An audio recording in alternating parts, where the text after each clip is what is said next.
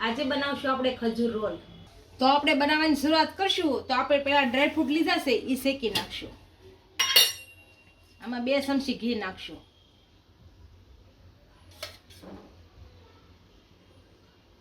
ઘી ગરમ થવા દેશું। આપણું ઘી સારી રીતના ગરમ થઈ ગયું છે। આમાં કાજુ નાખશું, બદામ કાપેલી નાખશું, પિસ્તા નાખીશું અને આપણે શેકી લેશું।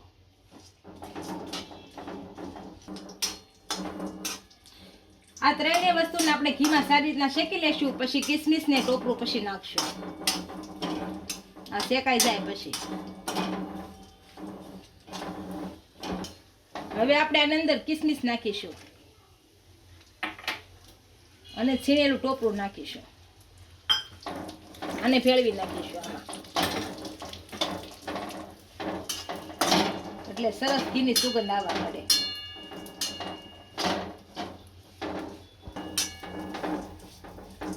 આપણે શેકાઈ ગયું છે, આને કાઢી લઈએ એક વાસણમાં।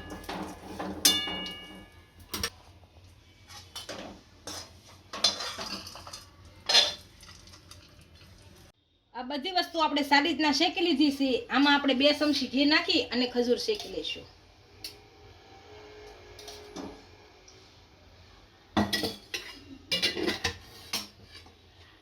આ ખજૂરને આપણે બીયા કાઢી અને મિક્સરમાં કાઢી લીધો છે। આ 500 ગ્રામ લીધો છે, અને શેકી લેશું।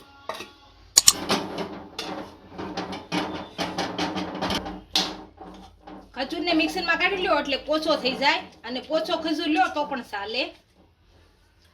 મેં કડક ખજૂર લીધો તો અને મિક્સરમાં કાઢી લીધો છે, એટલે આ ગરમ થાય એટલે પોચો થઈ જશે આગળ।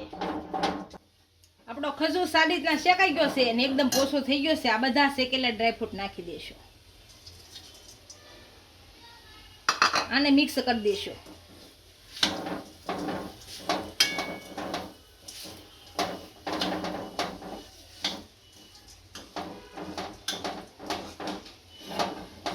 આપણા બધી વસ્તુ સારી રીતના ભળી ગઈ છે અને ગેસ બંધ કરી અને એક વાસણમાં કાઢી લઈશું,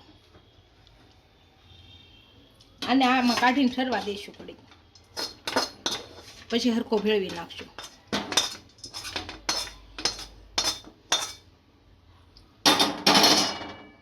થોડો પગથો કરી નાખી એટલે એકદમ ઠરી જાય। આપણો ખજૂર ઠરી ગયો છે, આને મિક્સ કરી અને રોલ વાળી લેશું અને મિક્સ કરી લેશું સારી રીતનો।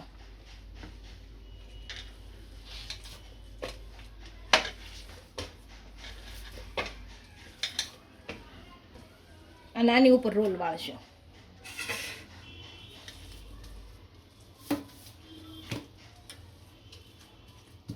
આપણો રોલ વાળી લીધો છે, આને ઉપરથી આપણે ખ નાખીશું, થોડાક નીચે નાખી અને ફેરવી નાખીશું,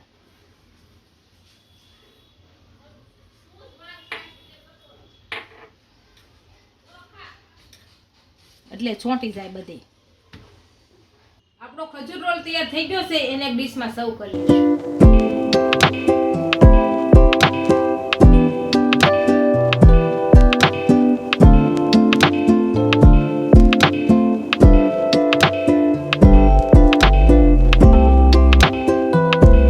જો અમારો વિડીયો ગમ્યો હોય તો વિડીયોને લાઈક કરી દેજો, ઇન્સ્ટાગ્રામ અને ફેસબુક પર ફોલો કરી દેજો। મળીએ નવા વિડીયો સાથે।